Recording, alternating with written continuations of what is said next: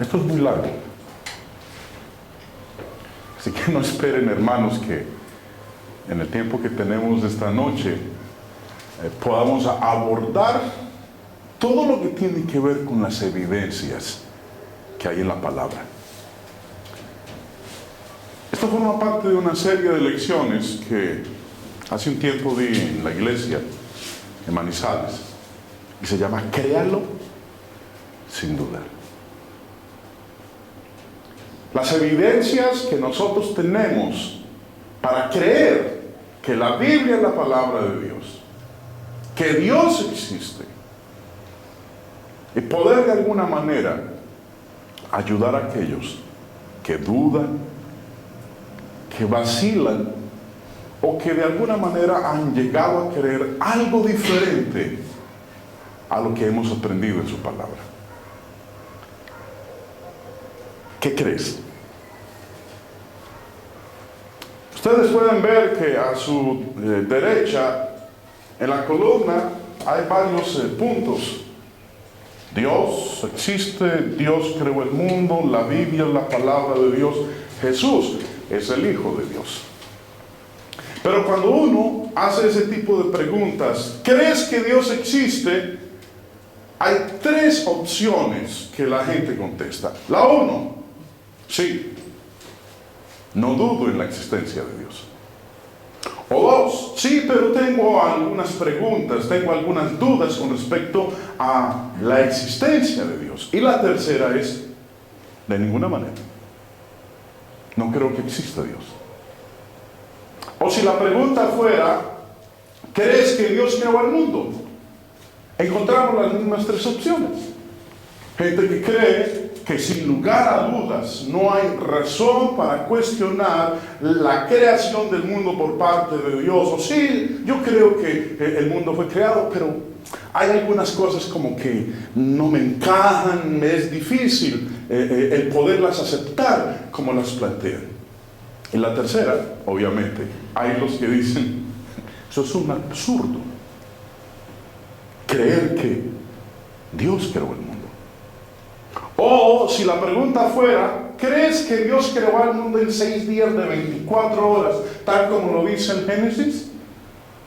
Eso ha generado bastante controversia desde hace tiempo y aún entre la hermandad, y por eso hay algunos que decimos, sin lugar a dudas, el mundo fue creado en días literales de 24 horas como nosotros los conocemos hoy en día.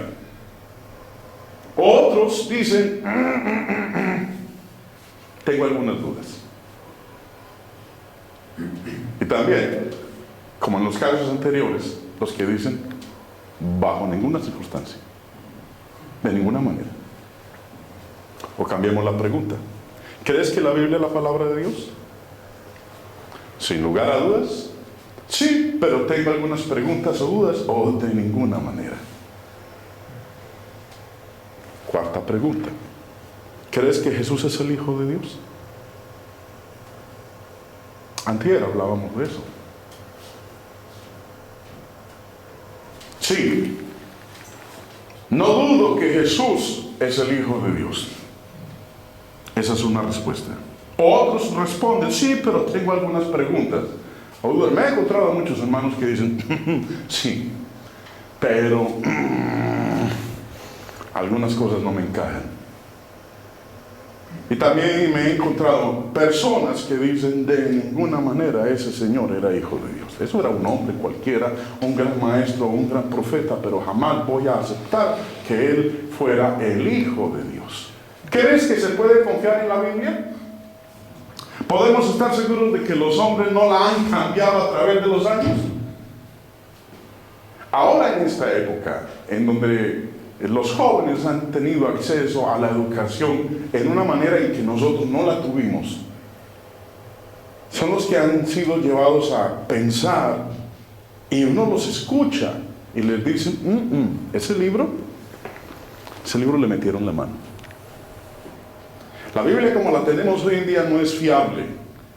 Porque el hombre le ha metido la mano, la ha adulterado. La Biblia como nosotros la tenemos hoy en día no es exacta a lo que fue en el principio. No puedo confiar en ella 100% como palabra de Dios. Oh, creo firmemente que la Biblia es palabra de Dios y tal cual como está es una fiel copia a esas copias del primer siglo, segundo siglo, tercer siglo. O de ninguna manera.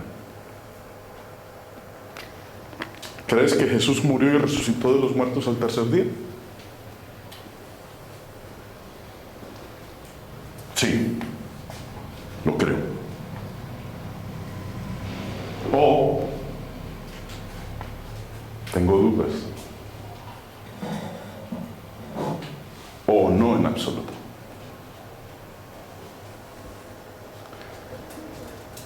Yo fui levantado en un seno religioso. Muy religioso, 100% católico.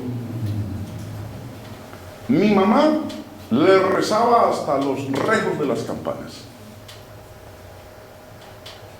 Católica practicante, no de nombre.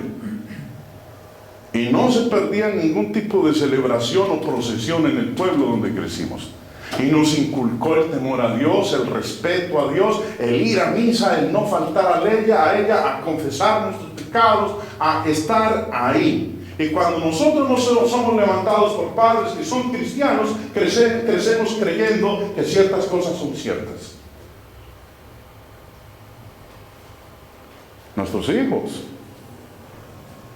están creciendo y les hemos inculcado a ellos el aceptar la Biblia como palabra de Dios. Y crecen creyendo que ciertas cosas son así.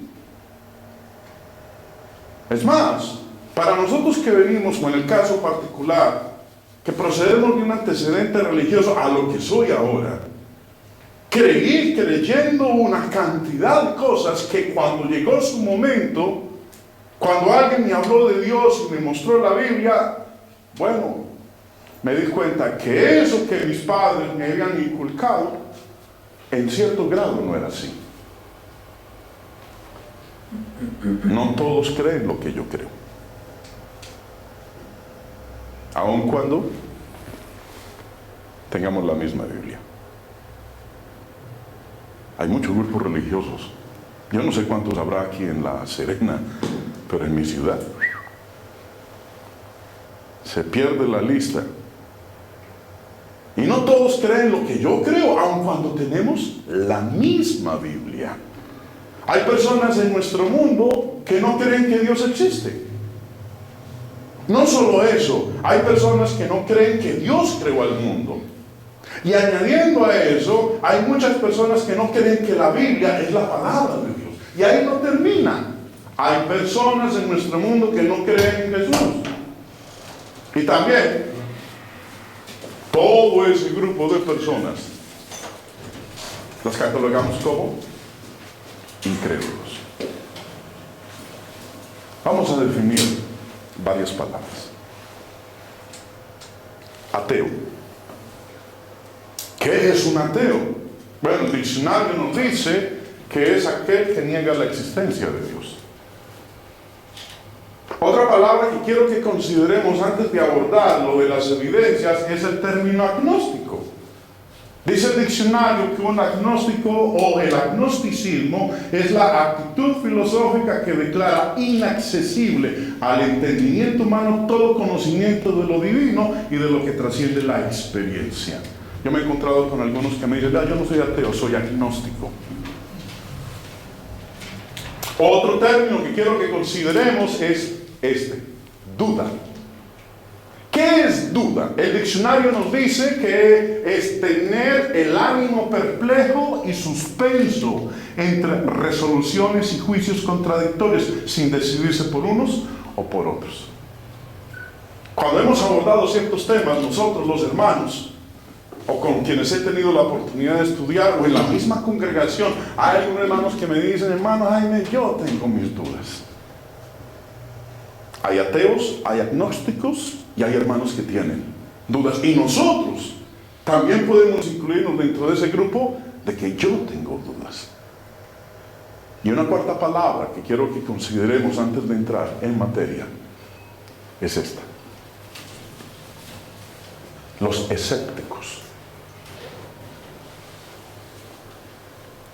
No estoy hablando de los Transformers, los escépticos. No. El diccionario dice: escepticismo, desconfianza o duda de la verdad o eficacia de algo. 2. Doctrina de ciertos filósofos antiguos y modernos que consiste en afirmar que la verdad no existe, o que si existe, el hombre es incapaz de conocerla. 4 términos que quiero que los tengan bien presentes a lo que vamos a ver a continuación, porque este tema tiene que ver es con las evidencias. Los escépticos son personas que una vez fueron creyentes, como usted y como yo, pero empezaron a escuchar lo que los incrédulos estaban diciendo y ahora no están seguros. Ya no siguen estando seguros.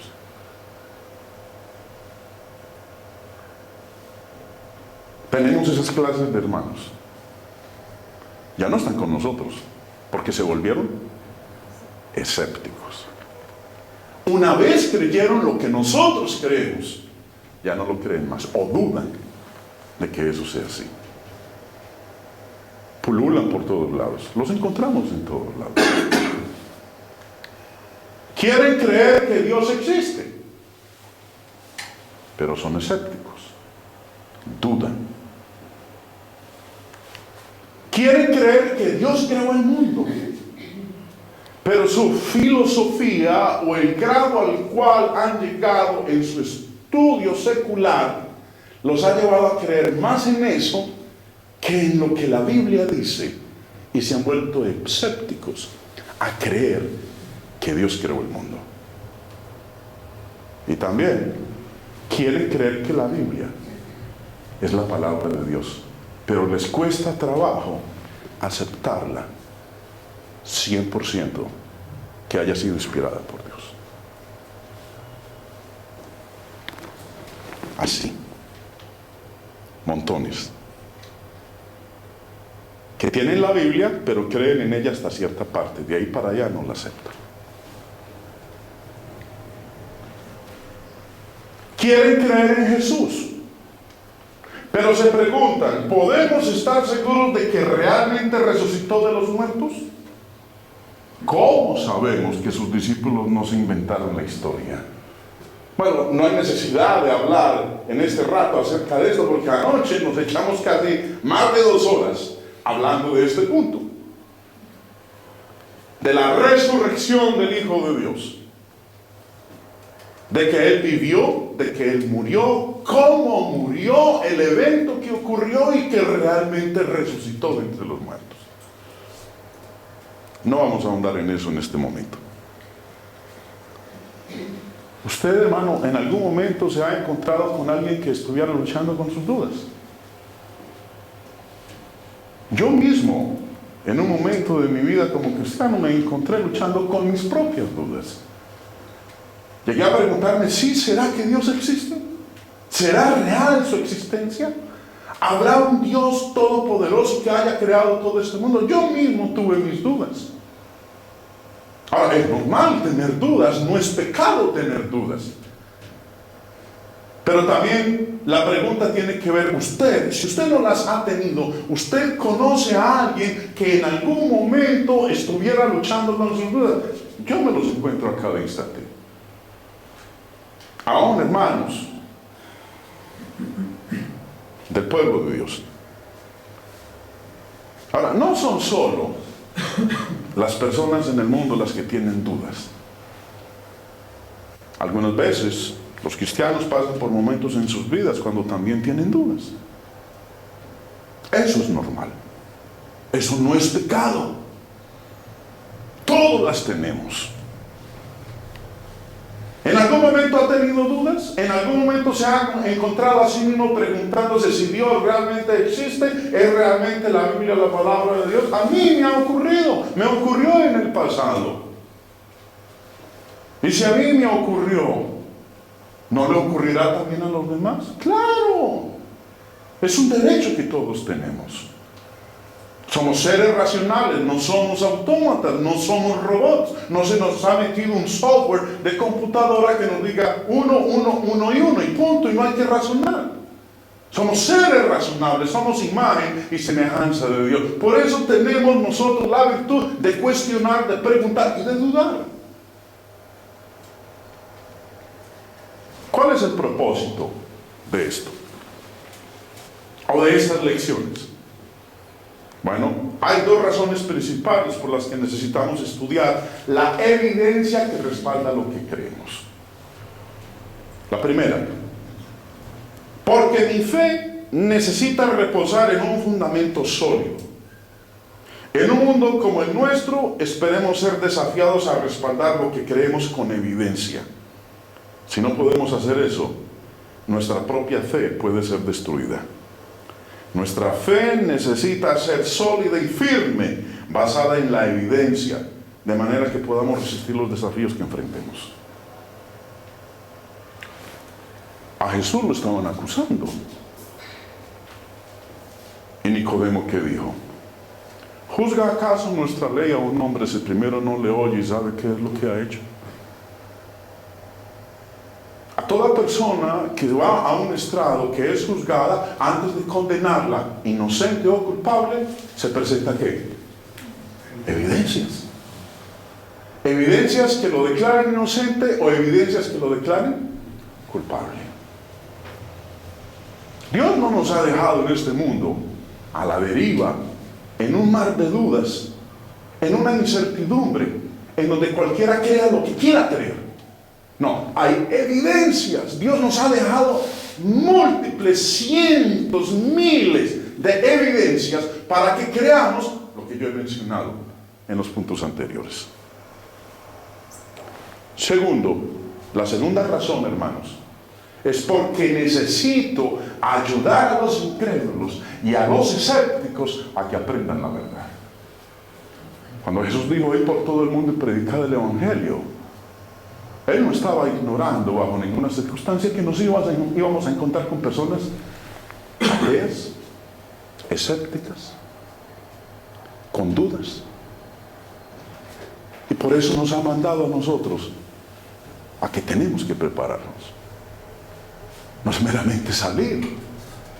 Y sobre todo en esta era de la alta tecnología, en donde hay una iluminación impresionante con todo el avance tecnológico, en donde ahorita más que nunca se cuestiona la veracidad de lo que hemos creído durante tantos años, es indispensable que yo me prepare para ayudar a los incrédulos y a los escépticos a que aprendan la verdad. Es grandioso lo que creemos, pero simplemente no podemos ignorar a aquellos que no creen. Necesitamos estar listos para mostrarles la evidencia, de manera que también puedan creer.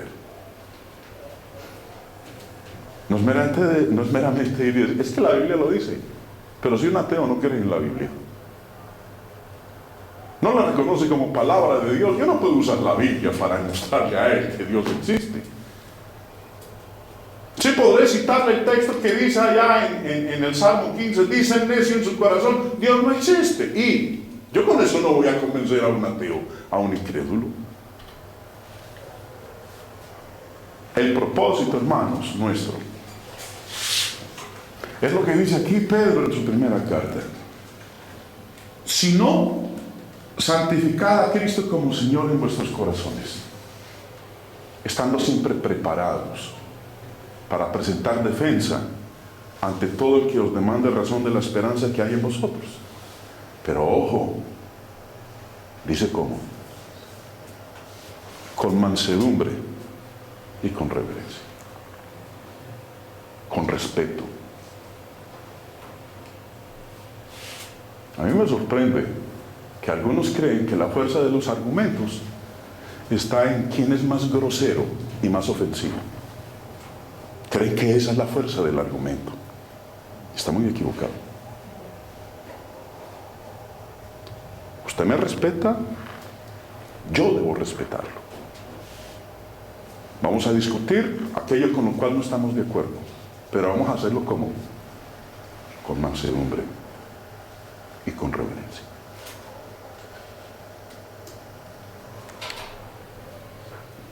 Lección 2. ¿Cómo puedo probar que Dios existe?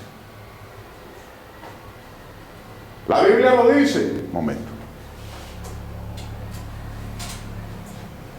Eso está bien para nosotros, porque creemos en Dios y creemos en la Biblia como la palabra de Dios. Eso está bien, eso es un argumento bien para nosotros. Ese no es un argumento para el ateo. Se ríe de nosotros cuando le digamos eso. Es que la Biblia lo dice. Ahora, cuando hablamos de las evidencias, anoche hablábamos de que hay tres maneras, pero especialmente enfatizábamos la evidencia externa. Hay una evidencia interna que habla de la existencia de Dios, es esta. Pero nosotros, a los de afuera, a los incrédulos, a los universitarios, a los profesionales, no podemos usarle la evidencia interna. Hay que recurrir ante ellos con la evidencia externa. Lo de afuera. Si no podemos ver a Dios, dicen algunos, ¿cómo podemos saber que Él realmente está ahí? Creo que esa es el primer argumento que se plantea cuando se discute la existencia de Dios. Si no podemos ver a Dios, ¿cómo podemos saber que Él realmente está ahí? Vamos a estudiar un caso. Lo voy a colocar aquí y lo voy a leer. Dice: Jenny recién había ido a ver a su amigo, Cody. Eran buenos amigos y Jenny realmente estaba preocupada por él. 2 meses antes, la madre de Cody había muerto. Desde entonces, Cody realmente había cambiado. Ahora parecía tan triste todo el tiempo. No le hablaba a nadie en el colegio, ni aun a sus amigos cercanos. A la hora del almuerzo se sentaba solo. Jenny estaba muy preocupada, de manera que un sábado se detuvo en su casa para hablar. Al principio Cody no decía mucho, pero después de hablar por un rato, empezó a abrirse a Jenny y le explicó que no estaba manejando muy bien la muerte de su madre. Realmente la extraño, dijo, con lágrimas en sus ojos. Jenny estaba muy tocada y quiso levantar su ánimo. No te preocupes, consolándolo. Dios te ayudará con esto. Mi padre falleció hace 3 meses.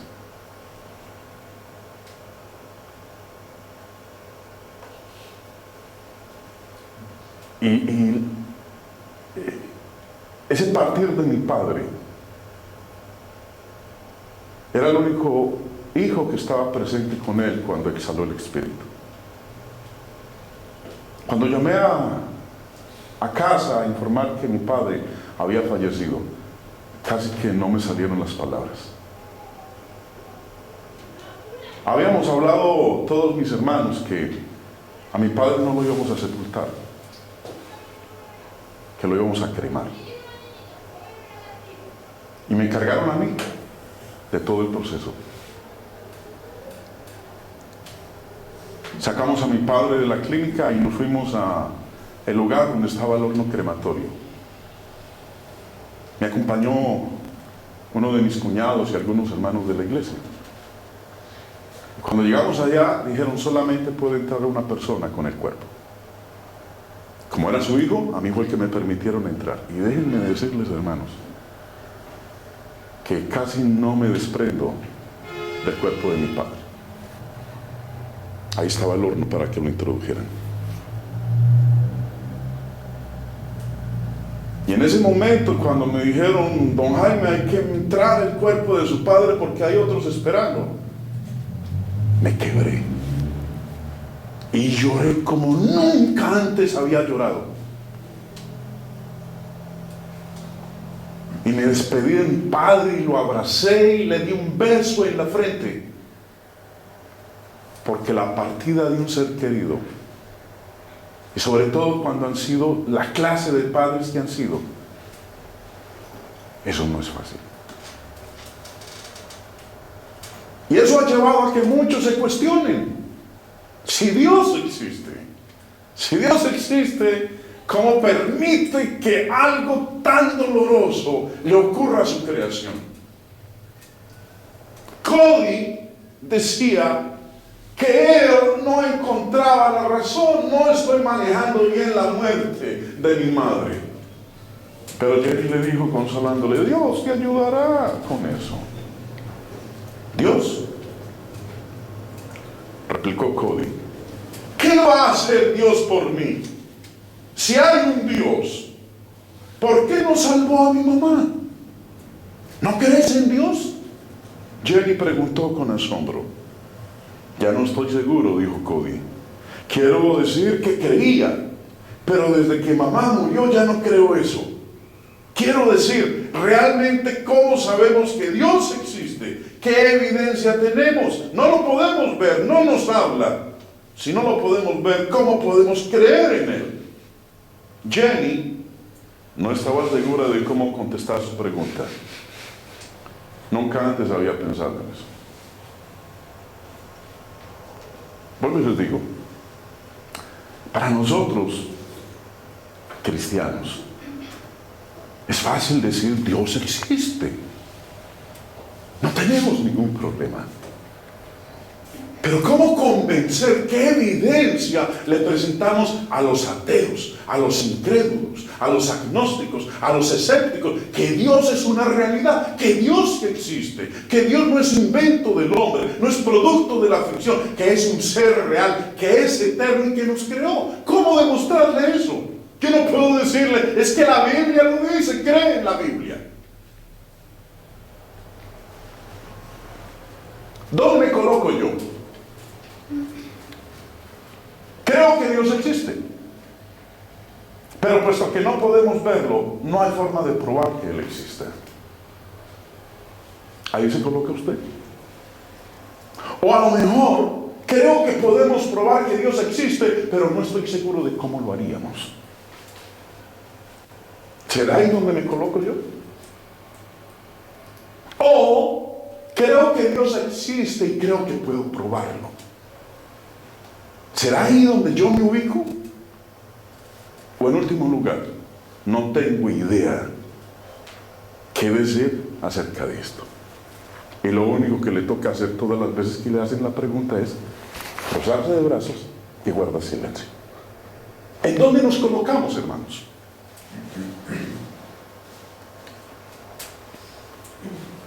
Probando lo que no podemos ver. ¿Cómo probamos lo que no podemos ver? Yo sé que esto es real porque lo veo y lo toco. Pero ¿cómo puedo probar lo que no veo? Cody argumentó que en vista de que no podemos ver a Dios, no podemos creer en Él. Pero eso no es cierto. En realidad eso no es cierto. El hecho es que todos nosotros creemos muchas cosas que no podemos ver con nuestros propios ojos. Vamos a ubicarnos en tiempo y espacio, en nuestro hemisferio. Ninguno de nosotros ha visto los grandes eventos de la historia del pasado. Pero no tenemos duda de que estas cosas realmente ocurrieron. Este personaje, ¿quién es? Cristóbal Colón. Yo no estaba con él haciendo el viaje desde Palos de Moguer, ni en La Pinta, ni en La Niña, ni en la Santa María. Y no estaba con él en ese mes de octubre, cuando en 1492, allá este amigo, parado en el mástil, gritó que tierra. Yo no estaba allá. Recuerdo que en una ocasión un hermano Hace por ahí que 20 años atrás llegué y me dice en una ocasión, estábamos sentados los dos y me va diciendo, ¿sabes, hermano Jaime? Eso de que Europa y que África y que Asia, yo no me traigo ese cuento. Eso no existe. En siglo XX, pleno siglo XX, y me dice, yo no creo que exista eso de Londres, Inglaterra, Francia, París, África, esos cuentos, eso no existe. Yo nunca he visto algo como eso. Pero la verdad, hermanos, es que nosotros creemos muchas cosas que nunca hemos visto y es probable que nunca veremos. Creemos que Cristóbal Colón existió y eso que no lo vimos. Ninguno lo vio, ninguno habló con él, ninguno lo invitó a su casa a comer pan con palta. Pero creemos que existió, no lo vimos, pero creemos que existió. O lo que les decía hace un momento, yo nunca he estado en muchas de las grandes ciudades del mundo, nunca las he visto con mis propios ojos y me imagino que nunca las veré, pero creo que existen y me imagino que usted también cree que existen, aun cuando no las ha visto. Yo no puedo decir, como argumentan algunos, yo para poder creer tengo que ver. Jesús resucita de entre los muertos, se le aparece a los apóstoles y después faltaba uno, Tomás. ¿Qué dijo Tomás? Ja, ja, ja. Qué cuento el que ustedes se acaban de echar, qué chiste, el mejor del año. Hasta que yo no lo vea y no meta mis dedos en la señal de los clavos y no meta mi mano en el costado, no creeré. Cuando el Señor se le apareció, le dijo, mijo, ven, métela, hijita, mete la mano. ¿Qué dijo Tomás? Señor mío y Dios mío. Bienaventurados los que no vieron y creyeron. Y no seas incrédulo, le dijo a Tomás. No es necesario ver. ¿Para qué? Para creer. Ninguno de los que está aquí, a excepción del hermano Emilio, conoce Manizales. Ninguno de ustedes lo ha visto. Hermano, ni siquiera les he mostrado fotos de mi tierra. Pero creo que creen que existe. ¿Sí? Cosas que usted cree que no puede ver. Si yo le pidiera a usted que me hiciera una lista de 5 cosas en las cuales usted cree, pero que no ha visto, no serían solamente 5, serían 10 o 20 o 50. Y nunca las ha visto, pero cree que existen. Creer en Dios. Cuando el apóstol Pablo estaba en Atenas, decía, en las edades pasadas, Hechos capítulo 14, versos 16 y 17, en las edades pasadas, Él ha dejado a todas las gentes andar en sus propios caminos. Si bien no se dejó a sí mismo sin testimonio, mira lo que dice, sin evidencia. Dios nunca se ha dejado sin evidencia. Dios ha dado prueba, ha dado testimonio, haciendo bien, dándonos lluvias del cielo y tiempos fructíferos, llenando de sustento y de alegría nuestros corazones. Nadie ha visto a Dios en su estado natural. Pero por el hecho de que nadie lo haya visto, no se puede decir que Él no exista. Porque Él ha dado testimonio, Él ha dado prueba, Él ha dado evidencia de que existe. ¿Dónde encontramos esa evidencia para creer en su existencia? ¿Dónde está esa evidencia? Bueno, voy a hacer uso de la Escritura, porque en ella nos dice dónde está la evidencia. Voy a citar el texto, pero no porque el texto esté probando con la Biblia que Dios existe, sino lo que dice el texto nos dice en dónde está la evidencia para que creamos en la existencia del Dios Todopoderoso. Dice en el Salmo 19:1, los cielos cuentan la gloria de Dios. y el firmamento anuncia la obra de sus manos. Ahí está, primera evidencia. El universo. Cada vez más el hombre se sorprende de la inmensidad del universo. Los cielos cuentan la gloria de Dios. El hombre, los científicos se sorprenden. Les cuesta trabajo, y aquellos que en algún momento dudaron de la existencia de Dios, el solo hecho de mirar el espacio con sus telescopios los ha llevado a decir: sí, hay un ser superior. Los cielos cuentan la gloria de Dios y el firmamento anuncia la obra de sus manos, porque es perfecto. Dentro de un momento les voy a presentar varios aspectos. Dice también en el Salmo 139, versos 13 y 14: porque tú formaste mis entrañas, tú me hiciste en el vientre de mi madre. Te alabaré, porque formidables, maravillosas son tus obras. Estoy maravillado y mi alma lo sabe muy bien. Para aquellos que somos padres, cuando nació ese bebé, que nos lo mostraron ahí, nos lo pusieron en las manos, uno decía: qué obra tan impresionante tengo en mis manos. ¿Cómo puede ser posible que un espermatozoide mío o un espermatosauro mío y el óvulo de una mujer produjeron esta vida tan perfecta? Sus deditos, sus ojos, y uno las miraba y las tocaba y las acariciaba y decía: ¡qué hermosura! Esto no puede ser producto de la nada, algo que haya salido así por mera casualidad. No, esto tiene que haber un ser superior que haya creado esta hermosura, que ahora es mi hijo o mi hija. Tú formaste mis entrañas. El solo ver a un ser humano, a un niño dando su primer llanto, o para aquellos que tuvimos la dicha de poderlos ver antes de nacer, con esas ecografías. Claro que yo tuve la dicha de ver a mis hijas moviéndose, me las mostraban, le veía a uno ahí la cabecita, las piernas, cosas que no pudieron ver nuestros abuelos ni nuestras abuelas, pero que uno las pudo ver antes de venir a este mundo. Uno dice: tiene que haber un ser superior.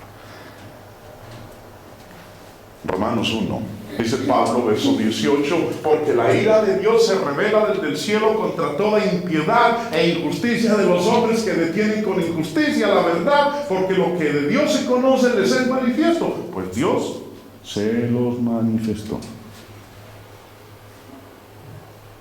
¿De qué manera? Porque las cosas invisibles de Él, su eterno poder y deidad, se hacen claramente visibles desde la creación del mundo, siendo entendidas por medio de las cosas hechas, de modo que no tienen excusa. Dios no se ha dejado sin evidencia. Dios no ha necesitado presentársele al hombre y decirle: yo soy Dios, cree en mí. Su creación es prueba suficiente de que hay un ser superior. Ahora vamos a mirar algunos aspectos, recalcando lo que estamos nosotros leyendo aquí en este texto del verso 20 de Romanos 1. Y quiero volverlo a leer y colocar el énfasis para que usted, hermano, lo tenga bien presente. Cuando esté hablando de alguien o con alguien que dude de la existencia de Dios, que diga que necesita ver a Dios, que nunca le ha visto, que cuesta trabajo para él creer en la existencia de un ser superior, dice aquí: las cosas invisibles de Él, su eterno poder y su divinidad se hacen claramente visibles desde la creación del mundo. Dice: no tiene excusa ningún ser humano.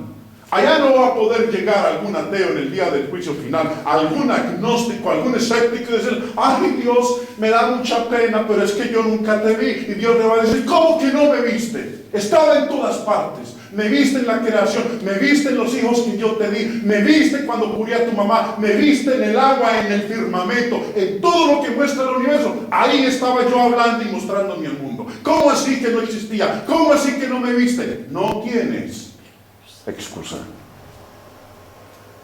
Dios no se ha dejado sin testimonio. Y se mostró al mundo por medio de las cosas que Él hizo. ¿En qué otros lugares usted podría mirar para encontrar evidencia de que Dios existe? Soy operado de los ojos.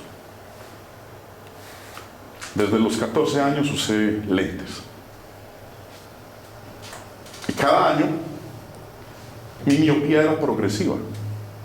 Cada año el lente era más grueso, más grueso, más grueso, más grueso. Llegó a ser el lente como los rabos de las botellas. Un día llegó una sobrina y me dijo: tío, me hice operar de los ojos y veo, ¿por qué no te haces operar también, tío? Y le dije: ¿será que puedo? Y yo: no, que te hagan un examen previo, a ver si calificas para la cirugía de los ojos. Bueno, fui. Y cuando el médico me estaba examinando, me dijo: señor Restrepo, hay que operarle de urgencia en este preciso instante, no podemos demorarnos. Llamó para que prepararan la sala de cirugía porque iban con un paciente de urgencia, no podían dar demora porque había descubierto que la retina de mi ojo izquierdo estaba a punto de desprenderse. Y me va diciendo: dele gracias a Dios de que vino, si no hubiera perdido su ojo. Bueno, 15 días después regresé para que me hicieran el examen de si calificaba para la cirugía de los ojos. Me hicieron el examen y me dijeron: sí, usted califica para cirugía. La programamos para un mes después. Y es increíble lo que Dios le ha permitido al hombre hacer.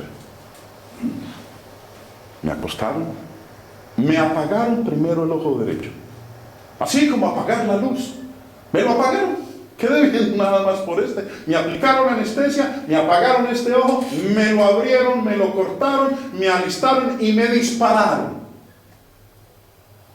Luego volvieron a colocar la piel que me habían quitado del ojo, me lo prendieron nuevamente, empecé a ver y me apagaron luego el otro y me hicieron el mismo proceso. 15 minutos, eso fue todo.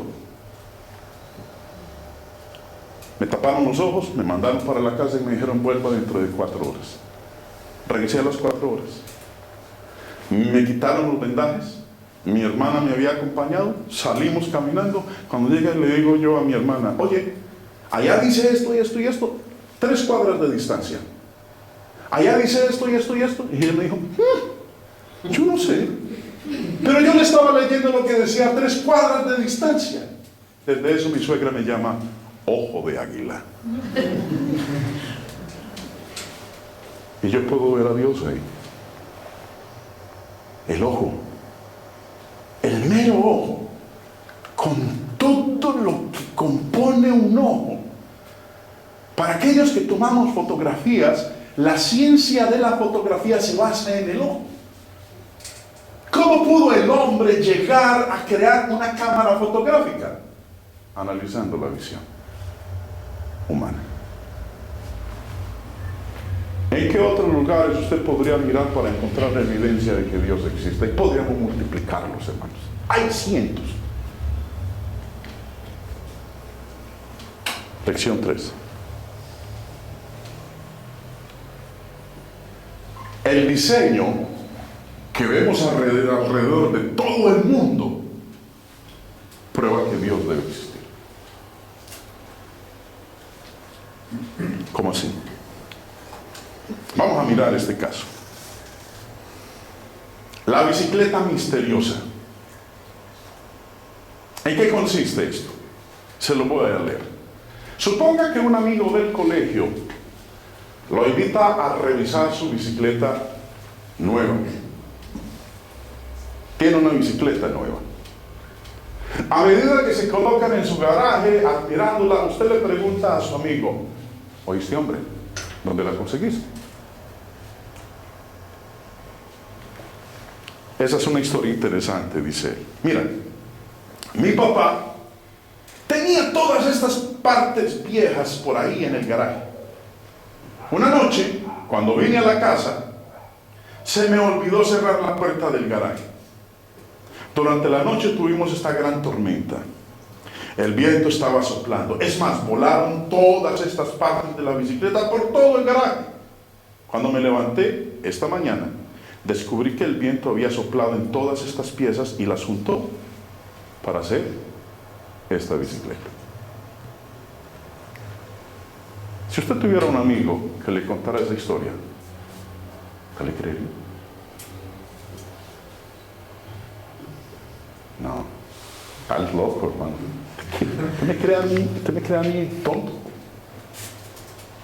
A mí no me sale con esos cuentos. Eso es absurdo lo que usted me está diciendo. Que ahí estaban esas partes regadas en el garaje, que anoche hubo una tormenta y que sopló tremendamente por todos los lados, y cuando usted se levantó por la mañana había una bicicleta nueva ahí en el garaje. No me hagas creer eso. ¿De qué cree que soy yo? Hablábamos ahorita de los ateos. El que niega que Dios existe. Pero bueno, no todos creen lo que yo creo. Un ateo no cree que Dios existe. ¿Dónde encontramos evidencia para la existencia de Dios? Devolvámonos a lo que leíamos hace un ratito. Salmo 19 en el verso 1 dice: los cielos cuentan la gloria de Dios y el firmamento anuncia la obra de sus manos. Pero hay quienes dicen que eso fue una explosión cósmica, un Big Bang, y que a través de millones de años, es más, que el agua vino en meteoritos aquí al planeta. Es lo último que he estado yo viendo en Discovery Channel, en National Geographic, que hablan de que el agua no es de aquí de la Tierra, el agua vino en un meteorito.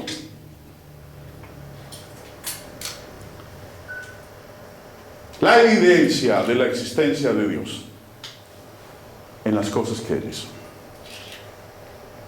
Romanos 1:20, recordemos lo que ahorita estábamos leyendo. Las cosas invisibles de Él, su eterno poder y deidad, se hacen claramente visibles desde la creación del mundo, siendo entendidas por medio de las cosas hechas. De eso es lo que quiero hablar enseguida.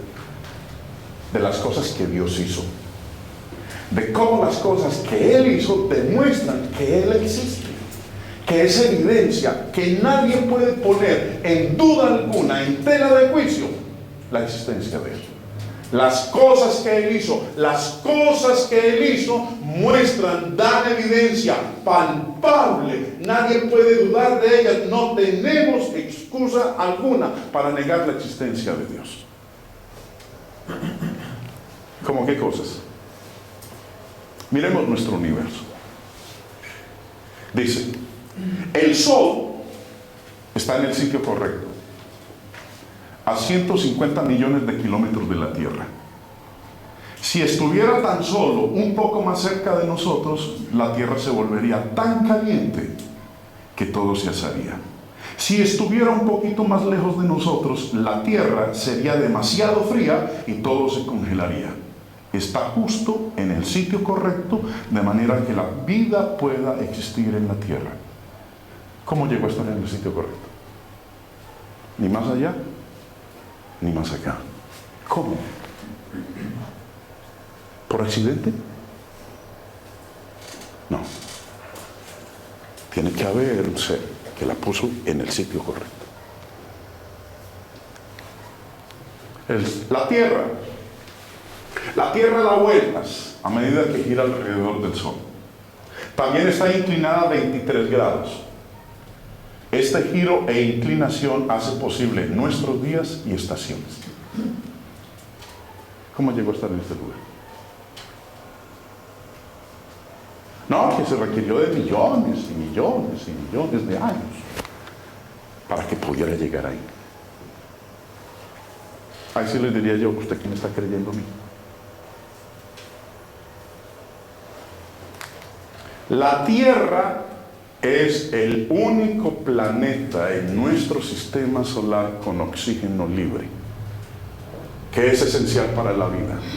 También es el único planeta donde existe agua como líquido en la superficie, también necesaria para la vida. ¿Cómo llegó a tener estas cosas la Tierra?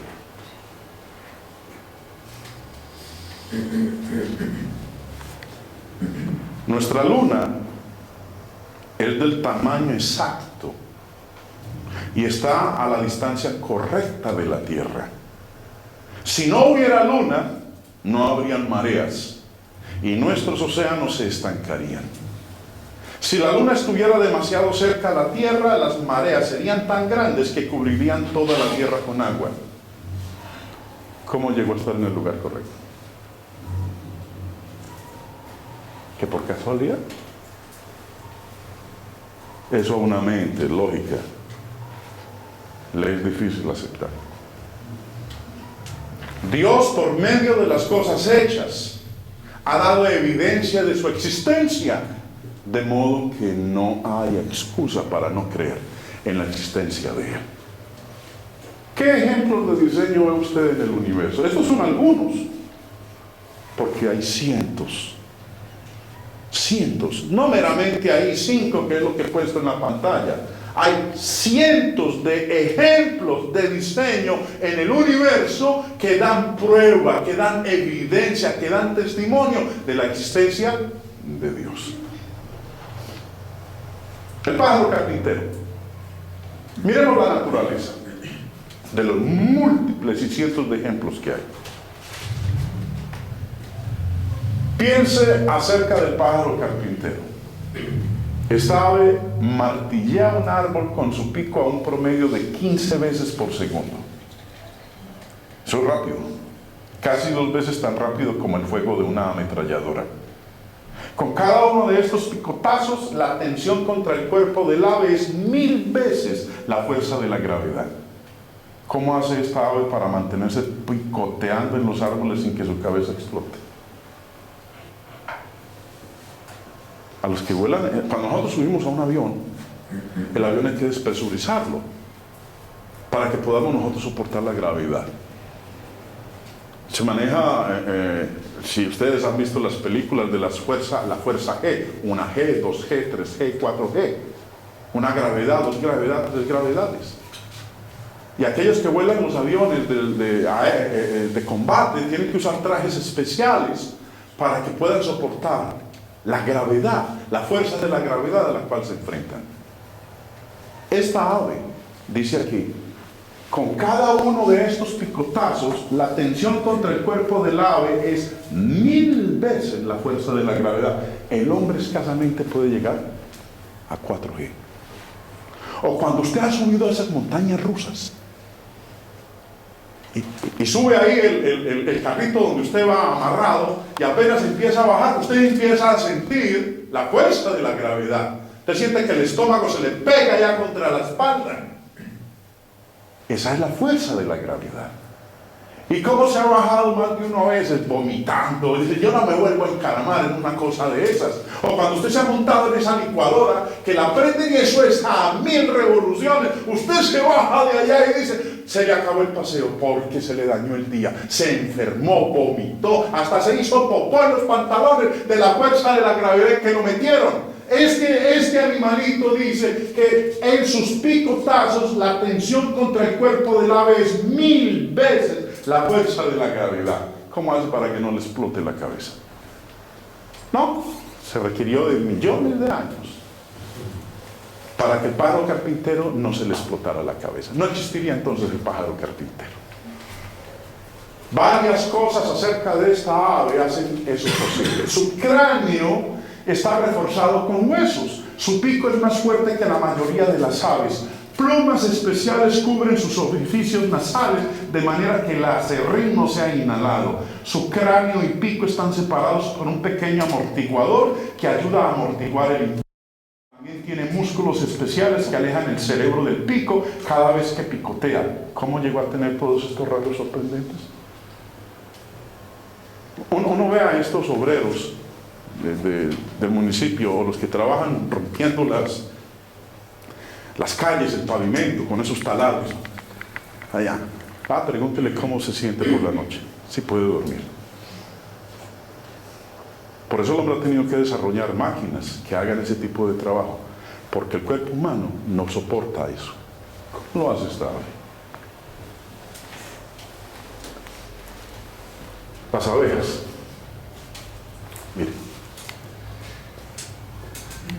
Carl Bonfrisch, me devuelvo porque se me pasó. Estudió las abejas durante 20 años y descubrió que pueden comunicarse unas con otras por medio del baile. Las abejas usan los movimientos para decirle a los otros miembros de la colmena qué tan lejos deben volar y en qué dirección encontrar la fuente de la luz.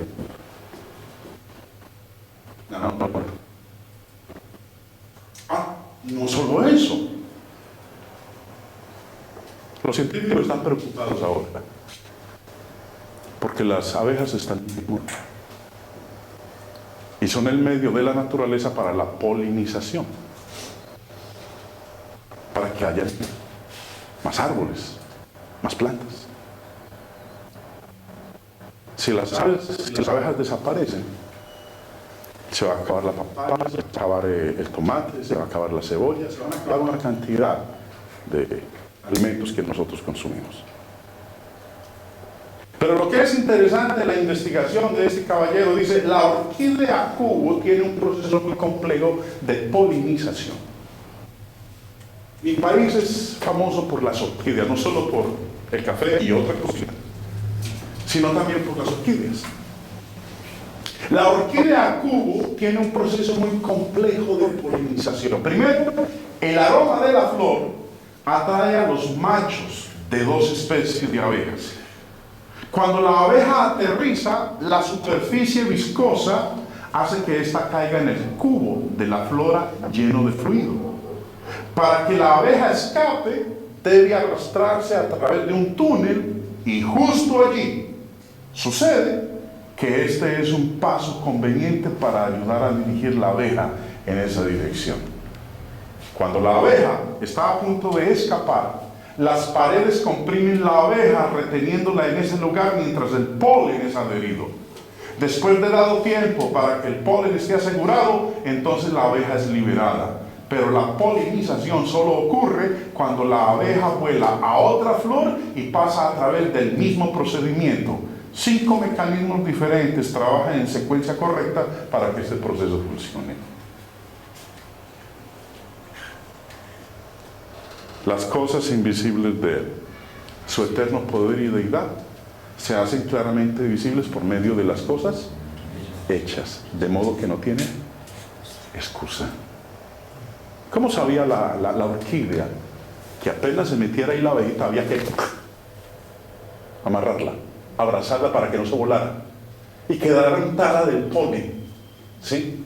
Y que cuando ya estuviera bien untada del polen, ahí sí la soltaba para que volara la otra flor, y allá cuando llegara la flor, ahí viene el macho, vamos a agarrarlo para que me embarace, y abrazarlo, y untarse de su polen y quedar polinizado. Las cosas invisibles de Él, su eterno poder y deidad se hacen claramente visibles por medio de las cosas hechas, de modo que no tienen excusa. Ahora, hablemos de nosotros un momento. La imagen y semejanza de Dios. No necesitamos mirar más allá que el espejo más cercano para sorprendernos por este increíble diseño. El mismo cuerpo humano es el ejemplo más espectacular. Ahora mismo, mientras está haciendo esta lección, innumerables sistemas complejos están funcionando en su cuerpo, en cada uno de nuestros cuerpos. ¿Puedes comprender eso? ¿Cómo qué cosas? Su sistema digestivo está funcionando al almorzar o al comer. Sus pulmones están tomando el oxígeno que su cuerpo necesita para sobrevivir. Su sistema circulatorio, con el corazón actuando como una bomba, está llevando sangre a través de su cuerpo. Y podríamos seguir mencionando cantidades de cosas que nos están ocurriendo a nosotros en este preciso instante. ¿Podría la casualidad explicar todo este diseño? Hay quien se atreve a decir que sí. Pero para una mente racional, Porque a uno le sorprende que no, que el científico fulano es tal. Y mencionan los nombres de ellos. Y nos dan la lista. Pero no nos dan la lista de aquellos que forman parte de su mismo grupo, creen en la existencia de un ser superior y muestran que esto no es producto de la casualidad. La casualidad no explica la creación. La creación o la existencia de un ser superior se demuestra por medio de las cosas que Él hizo. Y no hay excusa alguna. El doctor Marcel, ¿cómo se pronuncia ese apellido? Profesor de matemáticas de la Universidad de París, usó una computadora para calcular la posibilidad de que todos los elementos necesarios para formar la vida pudieran juntarse por sí mismos. Cuando colocó esta información en la computadora y le dijo que calculara la posibilidad, la computadora se atascó. No fue capaz. ¿Dónde encontramos toda esta evidencia para Dios? Volvamos al Salmo 19. Los cielos cuentan la gloria de Dios y el firmamento anuncia la obra de sus manos. Hay que creer, hermanos, sin duda. Hay evidencia. Al principio les dije, esto es largo, pero esta es solamente una untadita de toda la evidencia que Dios nos ha dejado para creer en su existencia.